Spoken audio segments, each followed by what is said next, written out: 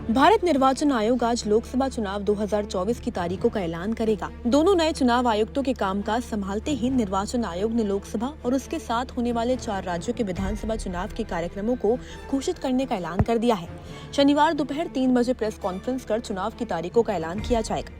माना जा रहा है कि 2019 की तरह 2024 का लोकसभा चुनाव भी 7 चरणों में होंगे। आपको जानकारी के लिए बता दें कि ओडिशा, आंध्र प्रदेश, अरुणाचल प्रदेश, सिक्किम विधानसभा चुनाव तो पहले ही होने तय हैं, जबकि इसके साथ जम्मू कश्मीर के विधानसभा चुनाव कराने की भी अटकलें लगाई जा रही है। हालांकि इसकी संभावना काफी कम है। सुरक्षा कारणों से यहां बाद में चुनाव कराए जा सकते हैं। वहीं अब कांग्रेस नेता अधीर रंजन ने भी चुनावों को लेकर अपनी प्रतिक्रिया दी है। अधीर रंजन चौधरी का कहना है कि चुनाव आयोग को निष्पक्ष होना चाहिए, इसे किसी पार्टी का नहीं होना चाहिए। जब आचार संहिता लागू होती है तो सत्ताधारी दल की कोशिश होती है कि मतदाताओं को लुभाएं। चुनाव आयोग का आचरण सभी के लिए समान और निष्पक्ष होना चाहिए। सबके लिए वो निष्पक्ष रहे। चुनाव आयोग किसी पक्ष का ना होना चाहिए।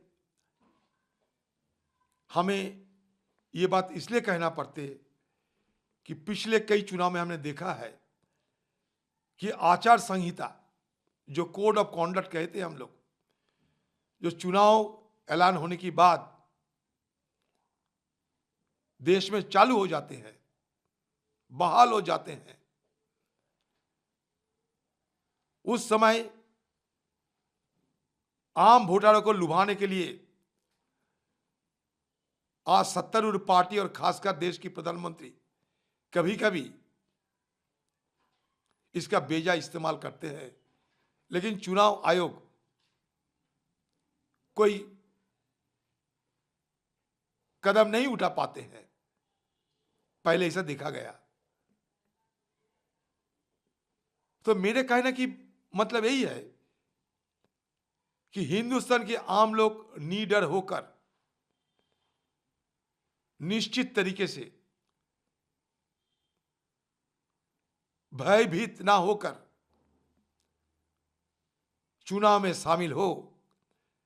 सत्तारूढ़ पार्टी, क्योंकि उनके पास सरकार है, बरगलाने के लिए, आम वोटरों को बरगलाने के लिए कोई कसर नहीं छोड़ेंगे।